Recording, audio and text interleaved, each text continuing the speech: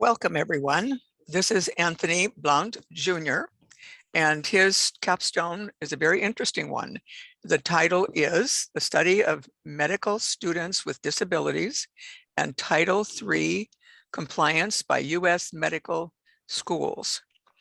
His presentation is going to be, I'm sure, very interesting to all of you, and he thanks you for this opportunity to share his hard work on his capstone. This proposal, he says, was birthed out of my experiences as a medical student with disabilities. I saw that disability accommodations vacillated from institution to institution and student to student. Further, in a good faith attempt, many medical schools were developing policies and guidelines for accommodating students with disabilities. I saw that a possible resolution was to have the liaison committee on medical education standardize the process of disability accommodations and the accommodations provided. It would take the burden off of medical schools and be a positive step toward ensuring equality in medical education. Here, Anthony proposes a possible solution based on his experiences as a medical student and research on disability accommodations in medical education. Take it away, Anthony. Hi, hello everyone. Thank you for this opportunity to present. I'll begin.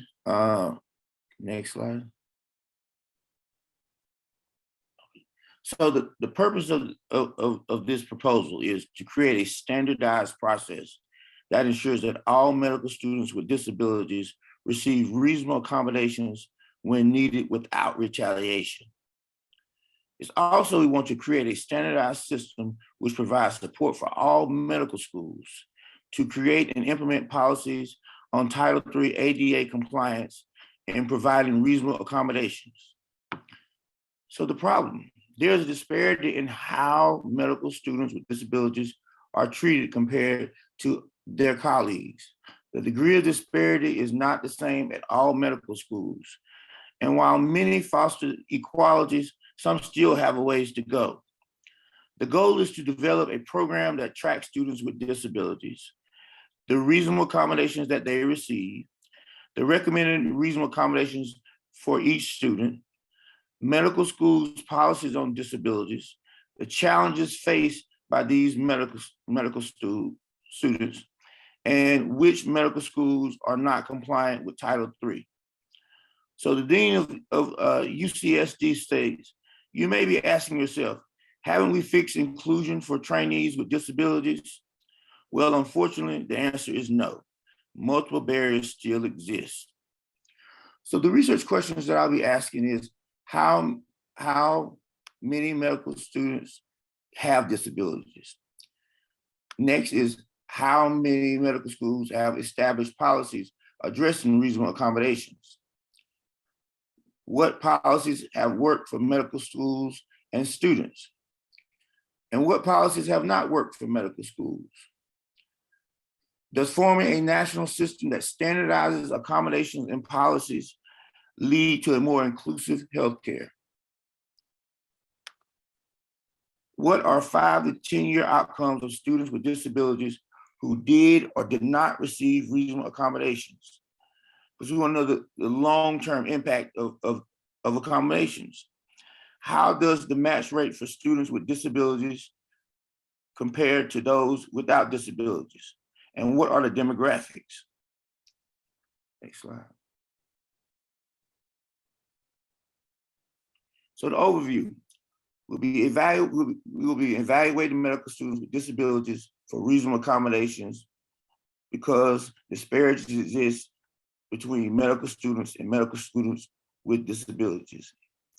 Also, many training programs lack a policy or guidance on how a trainee could disclose their disability and request accommodations. If a system or policy existed universally, it would get rid of these issues.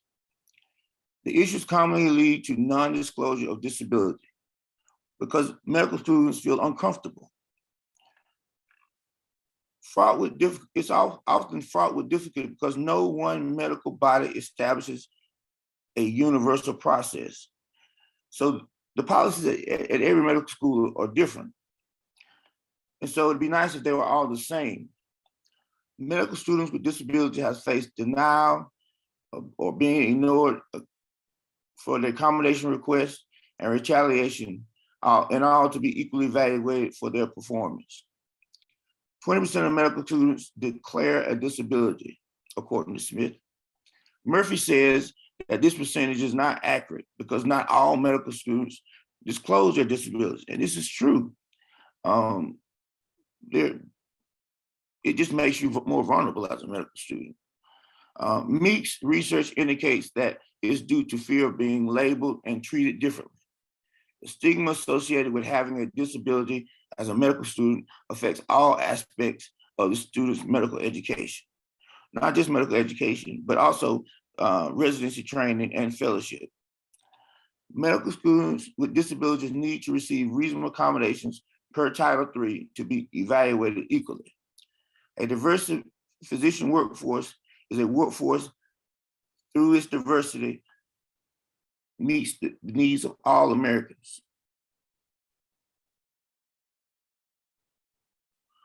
And cares for everyone. Next slide, please.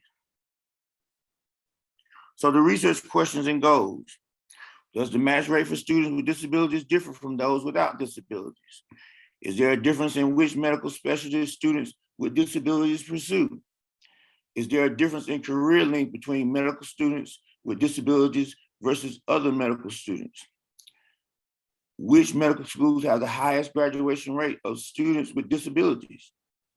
Which medical schools have the highest USMLE Step 2, Step 3 scores for students with disabilities? So indirectly, this assesses the quality of education that the student would receive at the medical school. So the USMLE is the U.S. Medical Licensing test exam that we take. We take Step 1, Step 2, Step 3. And once we take all three of them, then we're officially a physician and board certified. Findings, we expect a disparity in the academic performance of medical students with disabilities and no accommodations compared to the control group and the group of medical students with disabilities who receive reasonable accommodations. We expect there to be a difference in career outcomes of students with disabilities at schools which provided accommodations versus those that do not provide accommodations.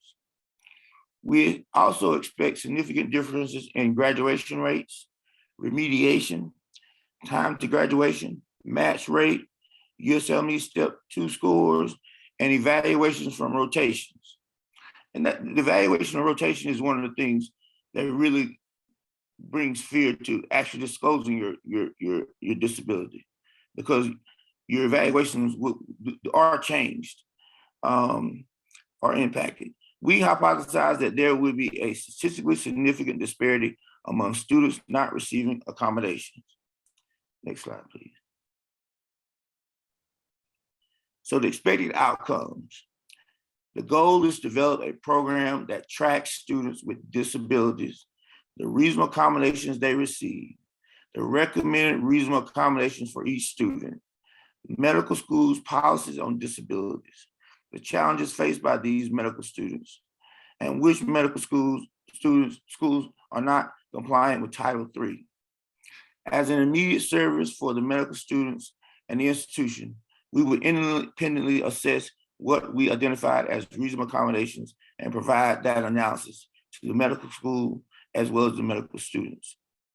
We would standardize reasonable accommodations granted across all medical schools. We would assist medical schools in creating inclusive cultures.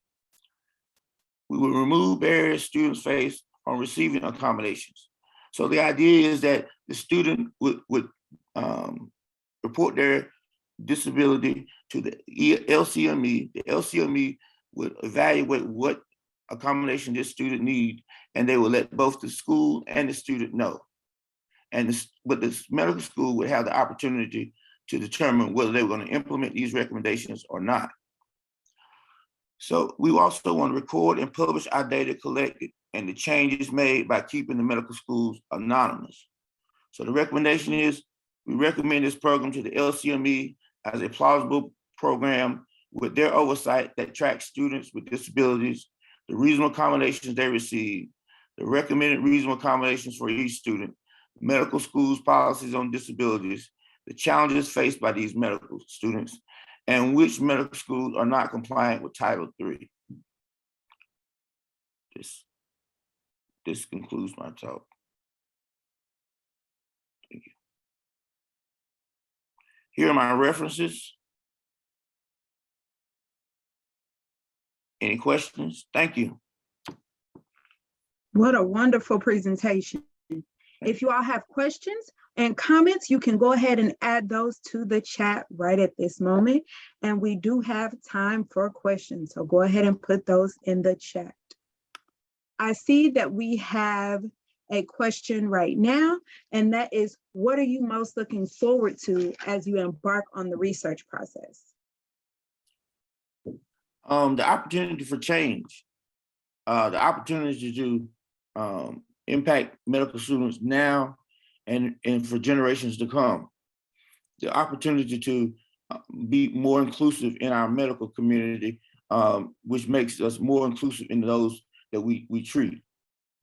So it's kind of like a trickle down effect. You know, medical students receive equal accommodations, and then these equal accommodations lead to medical students graduating as MDs with their integrity and confidence and fully trained. And as a result, they go to residency, they train there, and they go to fellowship, they train, and then they go out into the community. And both for the medical students with disabilities and those who don't have disabilities, that whole process of creating accommodations and inclusive environment helps both parties better identify with patient population in this world. Wonderful. Another question that we have is, so have you received kind of good feedback from the medical schools that you've been researching with? Does it seem like they would be on board if the LCME did decide to move forward with this? So I've been in touch with someone who consults the AAMC and LCME. She gave me positive remarks, but we haven't actually approached medical schools yet. Gotcha. Awesome. Again, everyone, you can enter in your questions into the chat. And we're saying great job in the comments. Thanks. Awesome. Another question we have is, what is one bit of advice you would give to Walden students who are approaching this stage in their program? Be passionate about what you want to do and go after it. Excellent. I couldn't agree more. Once again, we appreciate you for sharing your experiences with us today. Thank you. Thank you. It's my pleasure.